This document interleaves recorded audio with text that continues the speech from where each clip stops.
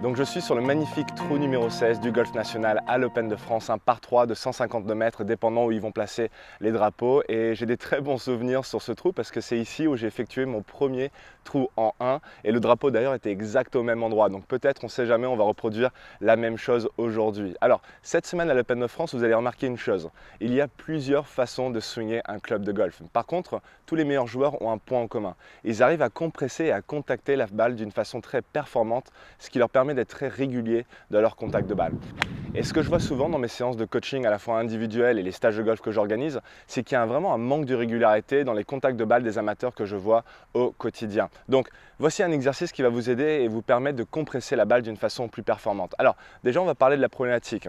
Ce qui se passe, c'est qu'au sommet du backswing, je vois beaucoup de joueurs qui désarment les poignets très tôt dans la descente. Donc le problème, c'est quand vous faites ça, c'est que vous arrivez un peu trop tôt dans la balle et vous aurez tendance à soit gratter ou topper la balle. Alors quand vous allez voir les meilleurs joueurs de golf, vous allez voir que vous allez remarquer que quand ils arrivent à mi-hauteur de la descente, ils ont réussi à maintenir l'angle entre l'avant-bras et le shaft.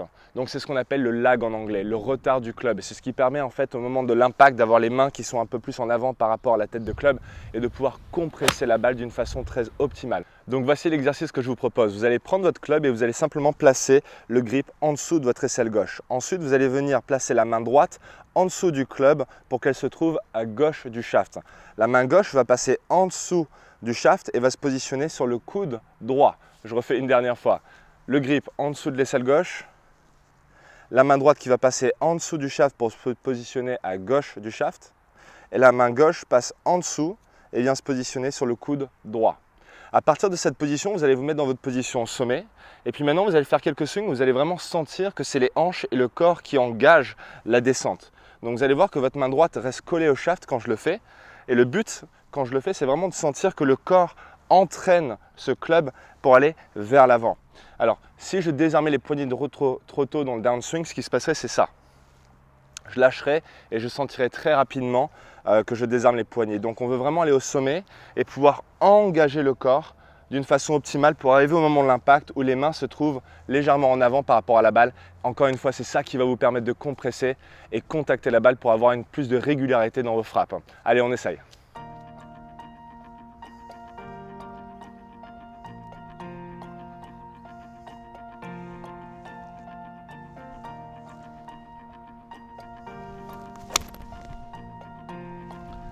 Oh, ça peut être pas mal ça. Ouf, pas loin. Bon, c'est pas loin, c'est pas dans le trou, mais je l'apprends tous les jours. Essayez cet exercice et je vous garantis que ça va vous aider à mieux compresser votre balle et devenir plus performant la prochaine fois sur le parcours.